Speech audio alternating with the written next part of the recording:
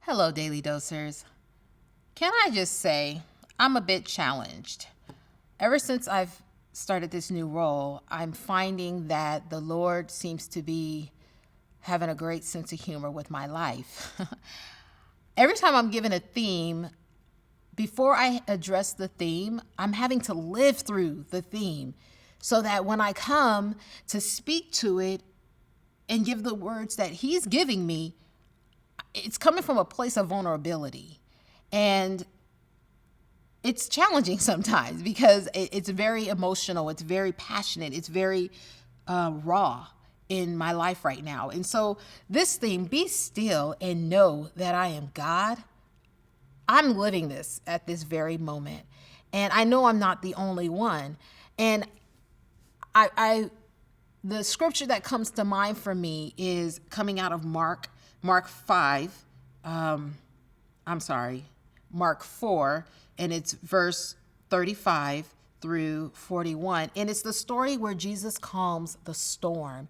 And just a quick back history on this. This is when Jesus is speaking to the crowd that came out of Galilee from the boats because so many people are gathering on land. He told the disciples, get the boats ready because we may need to speak from this point, and he does. And so now they're in the boat.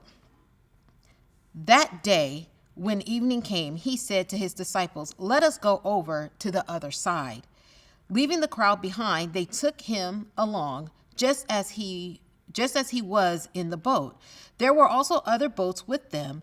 A furious squall came up, and the waves broke over the boat so that it was nearly swamped. Jesus was in the stern, sleeping on a cushion. The disciples woke him and said to him, Teacher, don't you care if we drown? He got up, rebuked the wind, and said to the waves, Quiet, be still. Then the wind died down, and it was completely calm. He said to his disciples, Why are you so afraid? Do you still have no faith? Then, they were terrified and asked each other, Who is this? Even the wind and the waves obey him. So when I think about this story, I'm really thinking about what's going on in my life.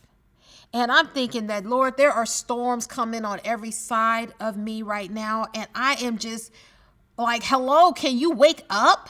Don't you see what's going on?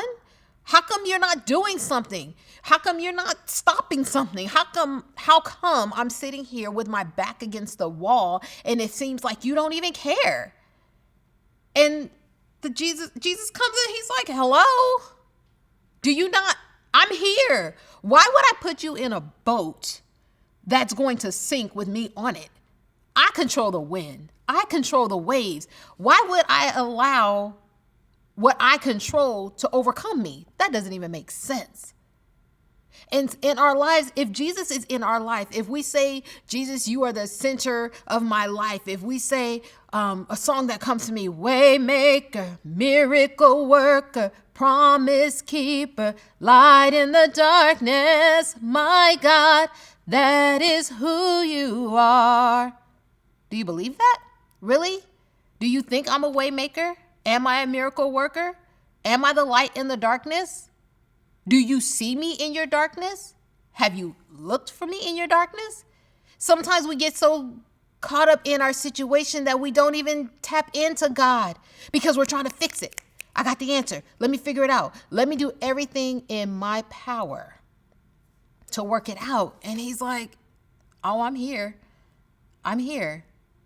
And sometimes I need you to rest on the fact of knowing that I am here. I am aware of what's going on. I am in control. And we have to sit in it. And we have to pray through it. And we have to trust and believe he's a way maker. He's a miracle worker. He's a promise keeper. And he is our light in the darkness. That is who he is. But our actions have to align to that. And we have to believe it. Be still and know that he's God. It may be difficult, but God is so good. I encourage you, be still.